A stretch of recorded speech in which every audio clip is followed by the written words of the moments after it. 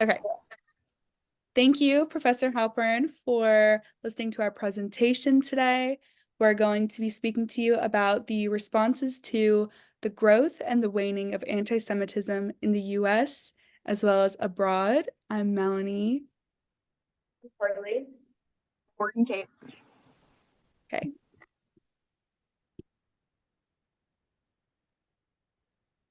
So I'll be starting off this presentation with um, further our presentation on the responses to the growth and waning of anti-Semitism in the US and abroad.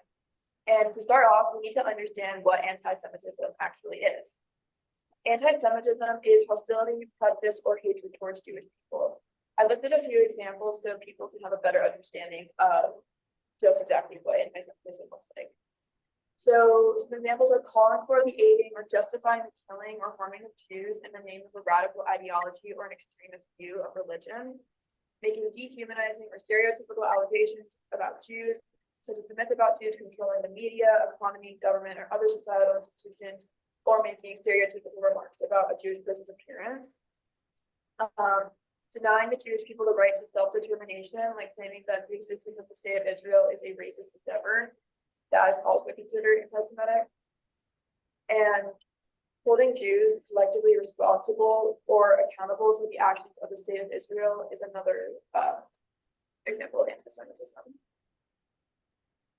Yeah, so to kind of understand anti-Semitism in, this modern era, we have to kind of examine the history of it as well.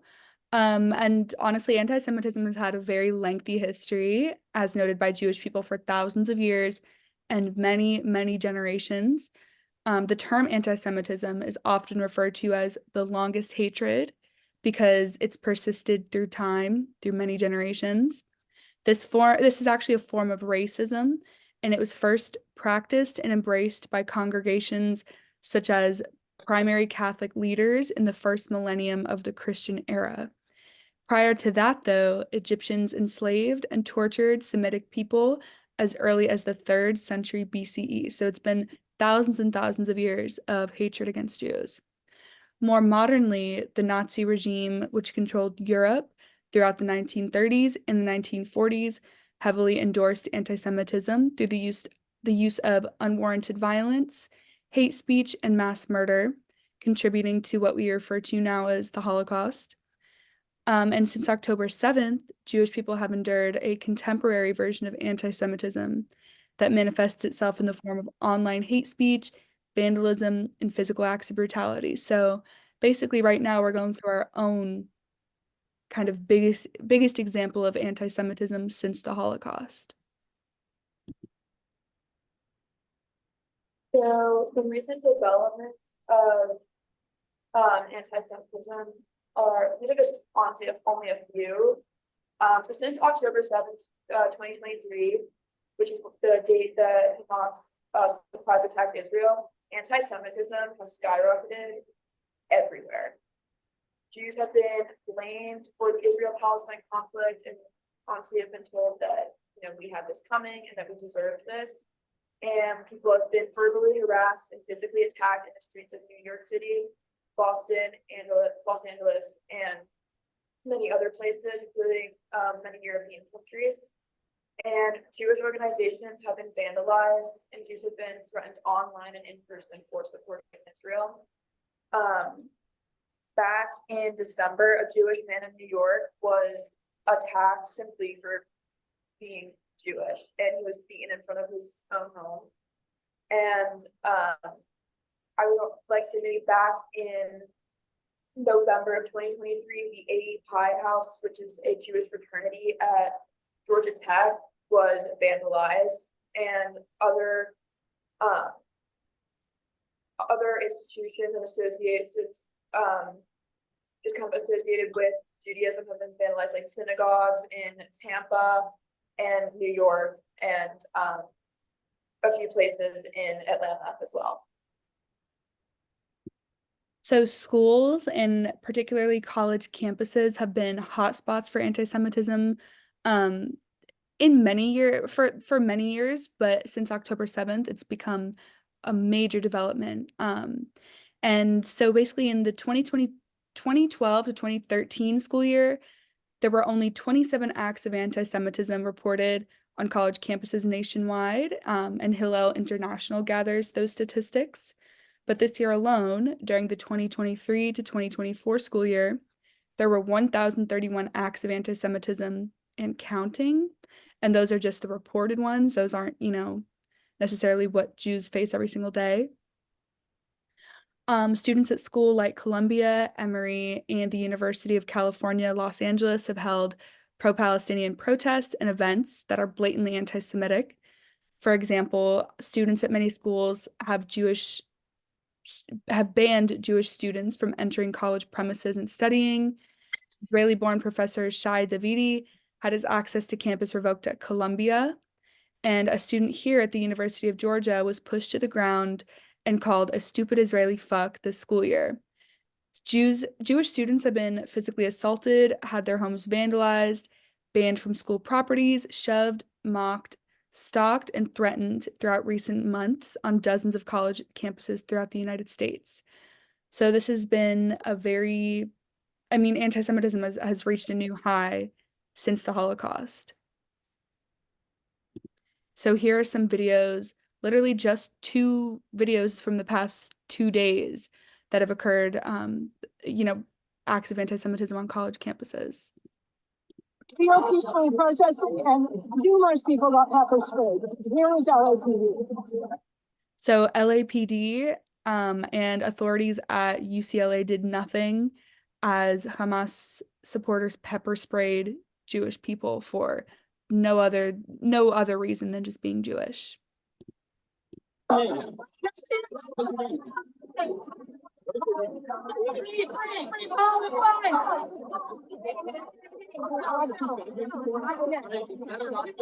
you walk around that side? Please, everybody, you don't need to do this. Can we get back up behind us? Red team behind us.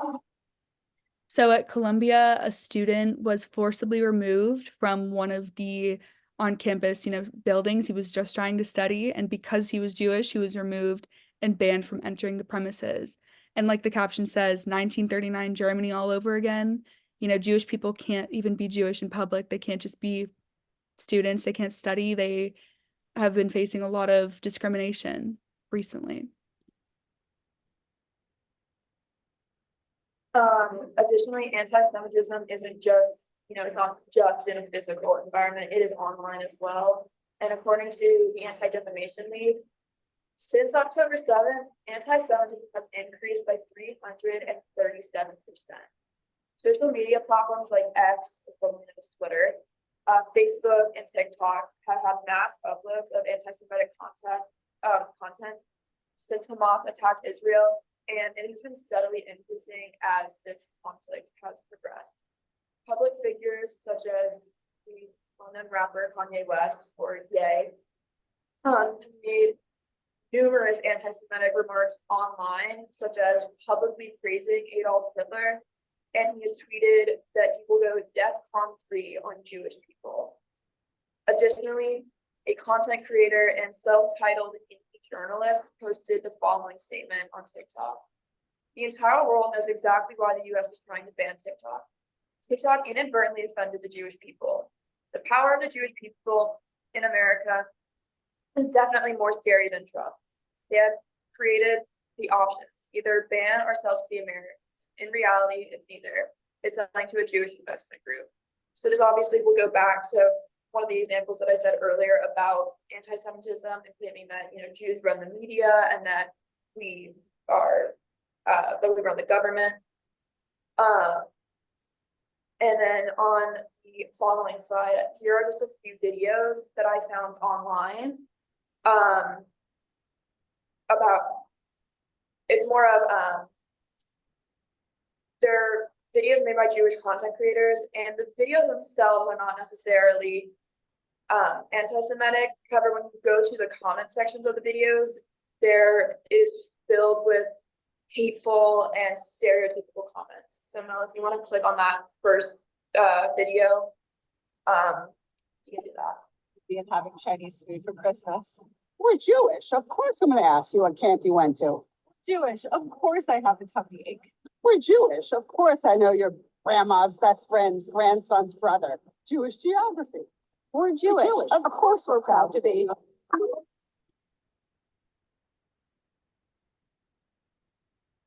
And you can watch that second one We're as well. totally not jealous of Christmas. We're Jewish. Our mom makes us eat all the leftovers from Shabbat throughout the week. We're Jewish. Once people get we're Jewish, they always yell at us, Shabbat Shalom. We're Jewish. Of course, people think they know about our history more than we do. We're Jewish. Everyone has the right to defend themselves except us. We're Jewish. Of course, people will believe one Jew from Bethlehem, but not the rest of us. We're Jewish. Our best friends and family went to a party and got kidnapped and murdered by Hamas. We're Jewish. We're afraid to walk on the streets because there are people who were raised to hate and hurt us since they were in kindergarten. But it's okay because So these were just some of the comments I saw under that video. One said, "We're Jewish. Of course, we play the victim all the time. We even created the word anti-Semitic just for us." That comment got 321 likes. Someone else said, "We're Jewish. Of course, we have a fake country," obviously referring to Israel. Someone else said, "We are Jewish. Of course, we are professional victim players. We are Jewish. Of course, we will exploit you whenever we got the chance." And I saw someone else that commented, "Free Palestine," along with, "We're Jewish. Of course, we commit genocide every day." And this last video was about how to support Jewish people during this time. And it was a man basically stating some restaurants that are Jewish owned, or they donate their proceeds to Israel. So Mel, if you want to play that. If you're looking for a way to support Israel, here are a list of restaurants you can eat at that are donating proceeds. The Mike Solomonov restaurants, Zahav, Goldie, Kafar, and Laser Wolf are donating 100% of sales today, Thursday. Missy Pasta, Lilia, and Feeney are donating a percentage of revenue this week. Starting Friday, Bread's Bakery has a special heart challah made with benjinji. All proceeds from those sales are being donated. Special dinners Sunday and Monday at all Sushi Baibu locations. 100% of those proceeds will be donated. And check caption for full details and everything. And I'll try and update there as I learn about more places. So some of the comments under that video were saying like, "Now I know which places not to support. Thank you for telling me where I shouldn't go." And there've been so many other videos and comment sections just like this that if I were to honestly gather all of them, we'd be here for a very long time. Additionally, a Israeli restaurant in Atlanta opened up back in October, and this right after they opened up, they faced many like destruction threats, and people were threatening to shut the restaurant down because of everything going on in Israel. But this is happening just about everywhere in the world right now. So I'll be talking about anti-Semitism in like global communities. So the quote I have listed above or at the top says, "The increasing frequency and severity of anti-Semitic incidents since the start of the 21st century, particularly in Europe, has compelled the international community to focus on anti-Semitism with renewed vigor. In recent years, incidents have been more targeted in nature, with perpetrators appearing to have the specific intent to attack Jews and Judaism. These attacks have disrupted the sense of safety and well-being of Jewish communities." So this quote comes from the U.S. Department of State Archives from 2005. So even though we're dealing with a lot of anti-Semitism right now, anti-Semitism hasn't just gone away. It didn't disappear from global communities around the world. And it's still very widely a part of our daily lives, even from 20 years ago. But many attacks against the Jewish community have been personal attacks on like individuals or like groups of Jewish people together, and like Jewish people as a whole. And anti-Semitism in recent months has jumped significantly in places like London and New Zealand specifically. Synagogues and like Jewish schools and just places of Jewish congregation have been shut down. Some have been attacked, but mostly just for safety concerns because of everything that's going on with Hamas and in the Middle East. So they're having to shut down these places that where Jewish people like to congregate, like synagogues or just like schools and everything like that, to protect them, and to hopefully keep as much hateful crimes down as they possibly can. So the response to the growth of anti-Semitism, the quote at the top says that this is why we must confront anti-Semitism early and aggressively whenever and wherever it emerges from the darkness. Towards that aim, my administration has developed the first U.S. national strategy to counter anti-Semitism. The strategy outlines a whole of society effort to combat anti-Semitism. This was an article released in early 2023 from Joe Biden, discussing his plan to help combat anti-Semitism because of how much it has become apparent, especially in the United States. It was published from the White House, technically, but it is a 60-page document basically listing out specific details of which, of how Joe Biden wants to stop anti-Semitism from spreading and, diminish it as much as humanly possible. It would be a lie to say that anti-Semitism can go away as a whole just because there are bad people in the world. But combating it aggressively, I think is, and like upfront is definitely going to put it out as much as possible. And hopefully with those efforts, it would go away completely. The growth of anti-Semitism has become more and more prevalent over the past few years because it's become more publicized. As Melanie and Carly said earlier, the media has really had a strong effect on anti-Semitism because of the amount of media that's out there now and the amount of technology. Anti-Semitic thoughts and actions and words are been spread more quickly and to larger groups of people. And the response to the growth of anti-Semitism has gotten larger as more hatefulness has been spread across the media. Like I said, there's always going to be hateful people in the world, but hopefully, if the right plans are enacted, then we would be able to demolish anti-Semitism as a whole. The waning of anti-Semitism. Is there a waning? Some reports suggest that there is. After the Hamas attacks, I disagree with those reports. I think that anti-Semitism has only gone up, and especially in the recent months and years. But an article from PBS was released, and it was titled "Anti-Semitic Incidents on the Rise Across the U.S. Reports Finds," and it gives interesting intel into how anti-Semitism has grown.